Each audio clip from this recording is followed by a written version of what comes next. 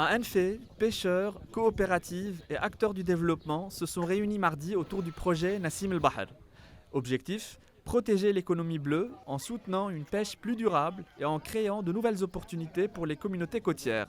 Une initiative soutenue par l'Agence française de développement et mise en œuvre notamment par Fair Trade Lebanon, le CNRS et plusieurs coopératives locales. Ce projet développe une approche intégrée qui soutient les pêcheurs, mais également des pêcheurs dans des pratiques et des techniques de pêche plus respectueuses de l'environnement et qui permettent de préserver la ressource. Ce projet soutient également les coopératives qui accompagnent les pêcheurs en leur fournissant du matériel, mais également en pouvant développer des activités économiques connexes qui profitent non pas directement aux pêcheurs, mais plutôt aux communautés de femmes et également aux jeunes. Et je parle ici d'activités dans l'artisanat ou d'activités en termes de tourisme durable sur le littoral.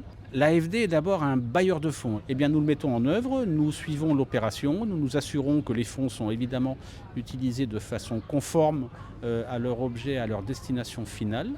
La rencontre a surtout permis un échange direct entre pêcheurs et différents responsables.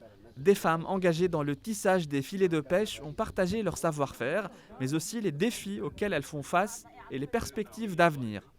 نحن كمان بنحيك شبك بنجيب شبك من الساحل اللبناني حتى مرة أحيانا بنشتغل على طرطوس اللاذقية بعتنا مرة شبك على إيطاليا كونها هي الست اللبنانية بس بلبنان هي وحدة اللي متعلمة هيدي المهنة ويعني صرنا عندنا نحن حوالي بالجمعية 120 ست وعلى ازدياد الأرقام من الله راد من خلال حياكة شباك الصيد.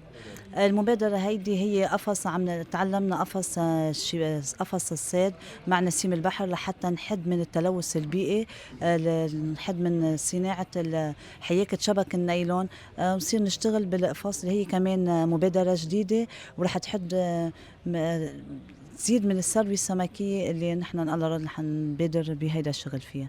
Le premier défi aujourd'hui, c'est la culture.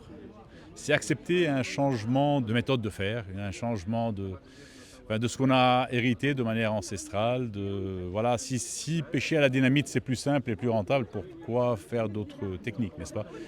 Il faut qu'ils comprennent que c'est nocif pour eux et pour leur avenir. Préserver la Méditerranée ne dépend pas uniquement des pêcheurs libanais. Mais agir localement reste l'essentiel. Mieux pêcher, mieux protéger et transmettre un littoral vivant aux prochaines générations.